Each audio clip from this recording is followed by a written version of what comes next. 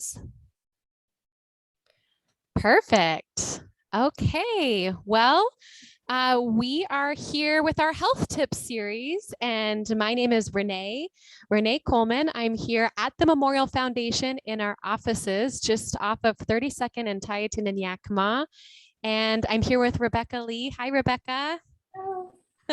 So we come at you on Fridays with health tips around our 4 different initiatives that we support here at the foundation. Those initiatives are women's and children's health, cancer care, end-of-life care, or what we call Compass Care, and Healthy Yakima. And Healthy Yakima includes things like diabetes prevention and ways to improve our healthy lifestyle and sustain a healthy lifestyle. For this program, I want to give a shout out to our sponsor. Our title sponsor for Health Tips is Yakima Federal Savings and Loan. We're so grateful for them and all our sponsors. Give them a shout out below in the comments, and we really appreciate it. We'd love for you to, this is recorded, so, but we'd love for you to ask questions or share your thoughts in the comments, and I can make sure to get those to Rebecca, and we will answer any questions that you have or help connect you to any resources that we talk about today.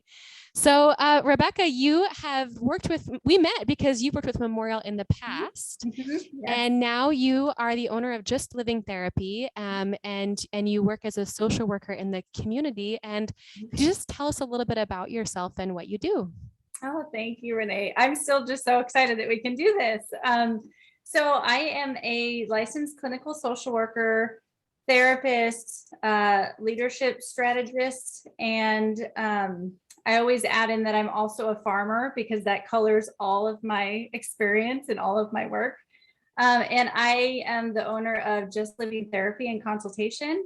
So the primary work that I do right now is whether in a leadership capacity or a therapeutic capacity or a supervisory capacity, I provide support to helping professionals in really honing their skills, in looking at exploring their vision and making sure that they have the support that they need to do the hard work in doing some profound things for the community.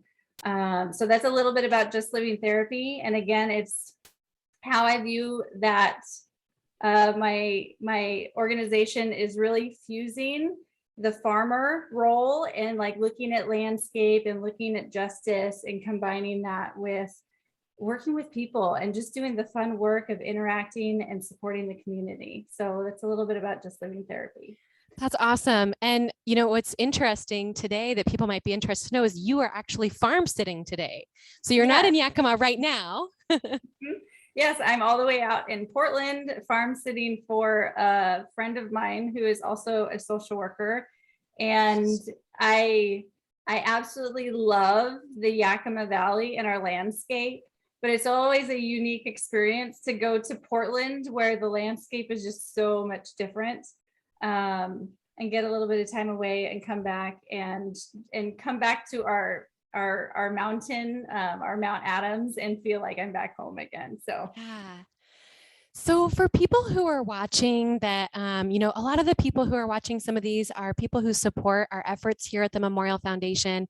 And in this series, we've heard from some other social workers, and we've heard from, you know, we've heard a little bit about how they came to love this work and what it is that they do in this work, how they're helping people.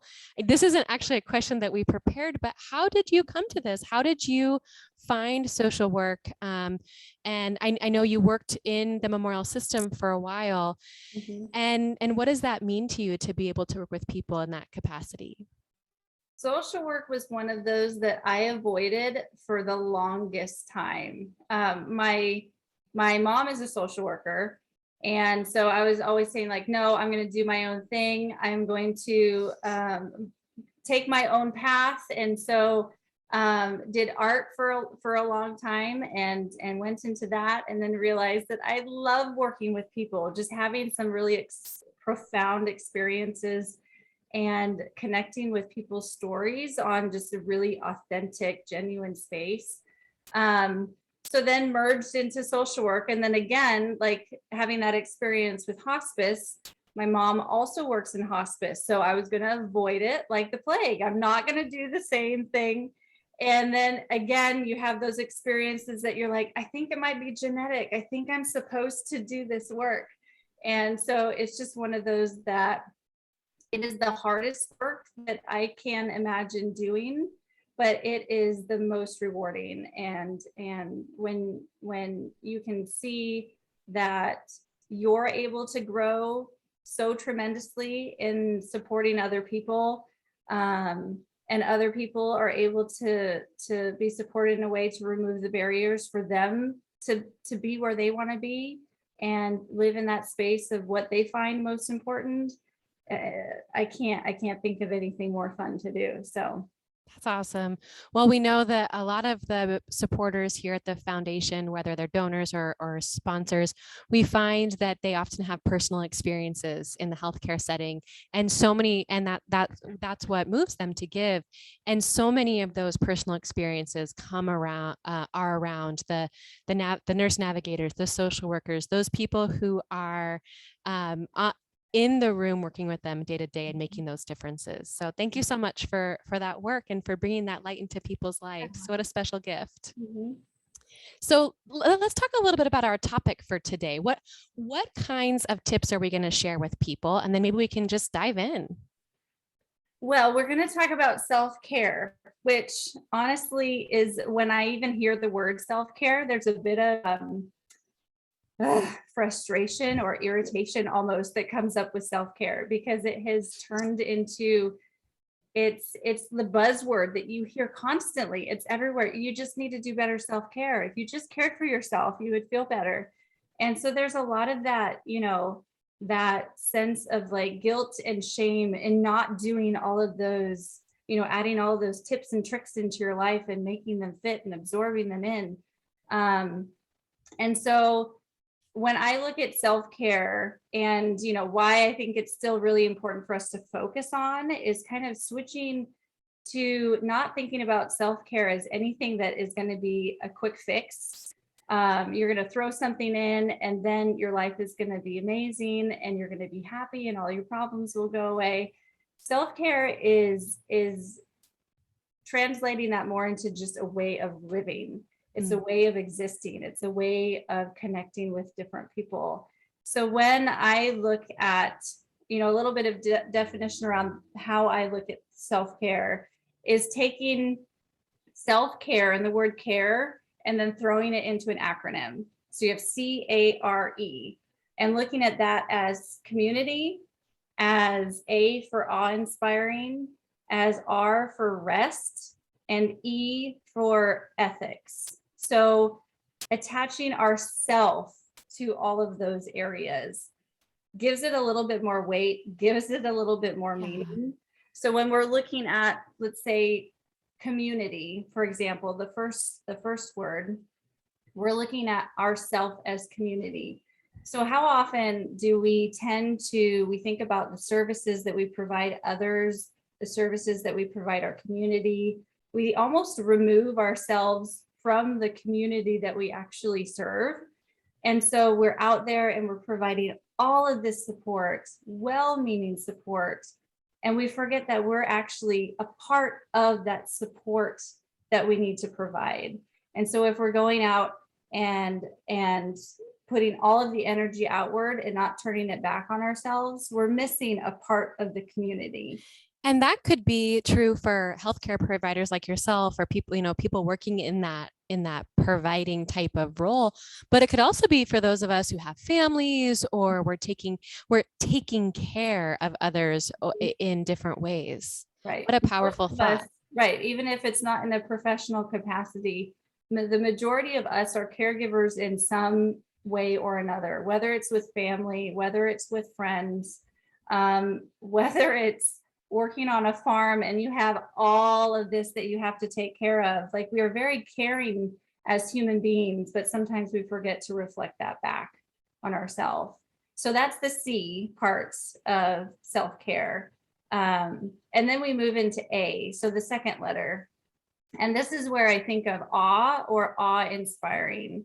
And we think about when we are in that moment of just being amazed by something or inspired by something, we are not we're not stressed, we're not anxious, our cortisol is down, our endorphins are up, everything is feeling really good and amazing. And it's because we're tapping into that thing or that moment or that space that we're passionate about.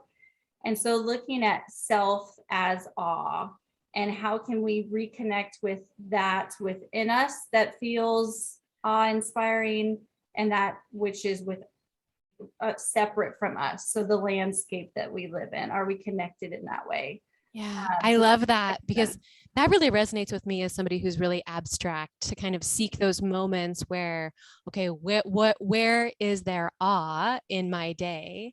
Mhm. And maybe for folks who are a little bit more concrete, I wonder if that we could give some examples. Like maybe that looks like walking through the neighborhood when the leaves are turning, or maybe that looks like, listening to your favorite album all the way through. These kinds of things. Yes, yes.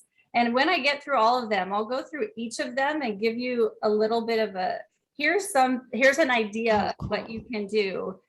Because it is, when you think about awe, it is so abstract and you're like, well, that's lovely, Rebecca, but where do I even begin? So the next one is rest. So C.A.R.E, R is for rest. And it's that piece of, we've all heard it probably 100 million times, that resting is a part of living. It's a part of caring for ourselves.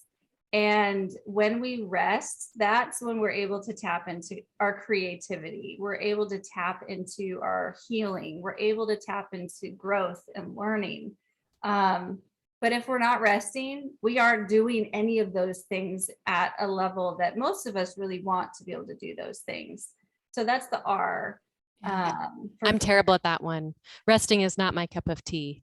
Yeah, well, Yeah. like kudos to you, because like we're right there together. I think that most of us have a hard time. And I think that people, if you consider yourself a highly motivated person, you tend to be the worst at rest. And so it's figuring out how to just kind of adjust life in a way that we're highly motivated towards resting versus the constant doing. Great perspective.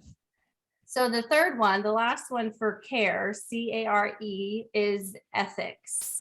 Now, I would have had this one be values, but CARE doesn't end in a V, so we're going with ethics. Not in this language. And so it's looking at, tapping back into what is your ethical framework, the values that you stand by, that you live by, and looking at, are we acting in a way that is connected to our ethics, or is that a point of contention? Is that a point where we're having a rub because ethically and with our values, we put family way up here, but we're working all of the extra hours, and we're checking the emails and all of these things that are pulling us away from that value that's so important to us. Yeah. And so it's looking at kind of resetting those boundaries so we get back to that ethical space that we feel really confident and comfortable in. So that's my CARE. That's my self-care that makes sense in my head, because I've got a little bit of that type A, that if I can spell it out in a way that makes sense. That's great. And I love the acronym. I love that. And I also love that you started by talking about self-care, and we didn't say things like bubble baths and, read book readings and things like this, which is great. And for many people that is self-care. And then for other people, we hear those things and it sort of is immediately like, well, I'm not interested in that. And so this must not apply to me. Right, right. And those things are fantastic. Definitely throw those into your routine. But you can tell people are searching for more depth. It's like, okay, so how's the bubble bath going to get me to this like awe-inspiring space? It totally could get you there. Totally. That could be your thing, but it may not be your thing. Your thing may be going out and sticking your hands in the dirt, and that's what gets you there. So it's kind of just figuring out, where you connect. Awesome.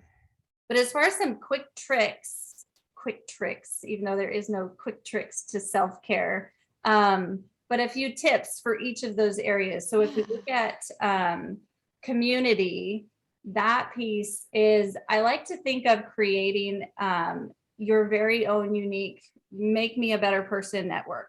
Like we all need one. We all probably have the start of one, but sometimes we don't think about nurturing it or redefining it. So to create that group of people, and this could be a handful of people, probably less than 10 people that are in your life. So this is where you get really picky about who's in your Make Me a Better Person network. You start with thinking about, who do I currently spend all of my time with?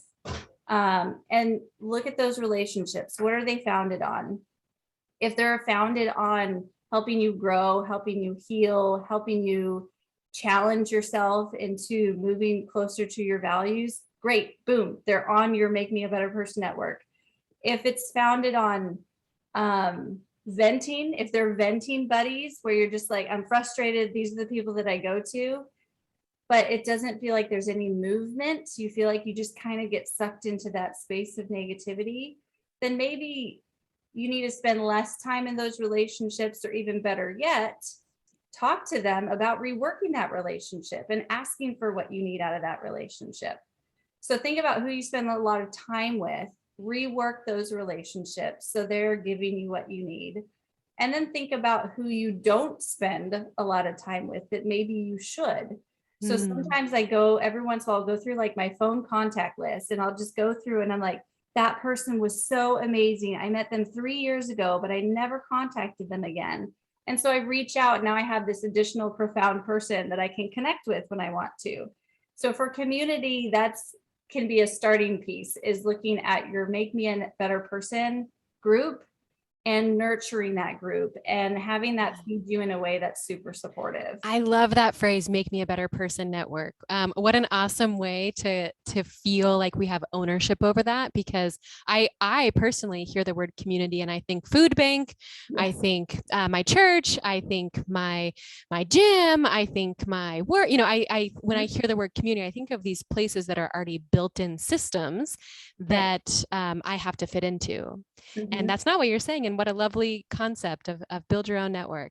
Make me a better person. Again, type A, the more I can like framework and put it into something that I can understand, the better. This is the one, like you said, it was super abstract. So this is just really looking at, when was the last time I was like, whoa, like this is amazing. When was that? Connect with that, figure out how to duplicate those times. So for me, I have some really awesome podcasts that I listen to, and I have these like mind-blowing moments when I listen to other people talking about things in ways that I've never thought about it before. And then I have, once a week, I go outside and I find any spot on the ground and I just lay down. So it could be raining, it could be snowing. It doesn't really matter what I'm wearing. I could end up getting dirty. It's just like forces me so far outside of my comfort zone that I just kind of slam into that awe moment, because you can't not when you're kind of shoved into a space that may be uncomfortable, but forces you to look at things in a different way. So those are the things that work really well for me. And so it's figuring out, when were you last had that moment of awe or connected with your passion, figure out how to make that a regular part of your life. Then moving on to rest. So the quick tip for rest is, one, how are you sleeping? It's really looking at, are you sleeping at night? Are you up and down? And when was the last time that you talked with your doctor, your therapist, a specialist around your sleep? Like, that's what they're there for, is to help you sift through any problems that you might be having around sleep. Because if we're not sleeping well, that translates into our next day, it translates into our month, it translates into our year. And sleep is an essential function, and our brains can't function without sleep. And so you kind of think about it in this tiered respect. I can be constantly working at my 100%, which is here, with no sleep. but my 100% when I'm sleeping is way up here. Sure. And so I would much rather be functioning at my full 100% with all my sleep and all my faculties versus the 100% of no sleep, which I'm going to be less creative. I'm going to be less able to adjust to crisis and changes as they're coming up. So really just look at sleep and connect with the people that can actually help you with the sleep. The last one, which is one of my favorites, is ethics. And so this is looking at the easy way to connect with ethics is looking at your boundaries. And do you have boundaries in place that support you? And one of the boundaries that most of us have available to us in the workplace is if you're working 8-hour days, you have 2 10-minute breaks. Everybody gets them. The state has it set up so you can get them. Nobody takes them. We never take our breaks. We just work and work. I never take my breaks. Right. I'm admitting that. And you look at why is that? Well, there's all of these things that we have to get done. And so, the list goes on and on and on. The list will never end. And so we just keep going and we keep going. But if you break it down and you look at your 10-minute breaks over a year, you're looking at the equivalent of 5,200 minutes of time, which is 86 hours, which is over 2 weeks of time that is there set aside just for us. And sometimes the thought is, well, 10 minutes is enough time to really make a difference or to do anything. But the thing is that 10 minutes of just sitting in your car or taking a walk, it's going to lower your heart rate. It's going to calm your nervous system. It's going to create the space that you need to be able to go back potentially into the crisis that you were just dealing with and have more brain space to work through that. So take your breaks. Please take your breaks. Renee, take your breaks. I'll take my breaks. I promise, Rebecca. So that's it. Those are my starting point tips. It gives you an in, but it's one of those that is figuring out how to incorporate it into a regular part of your life. Yeah.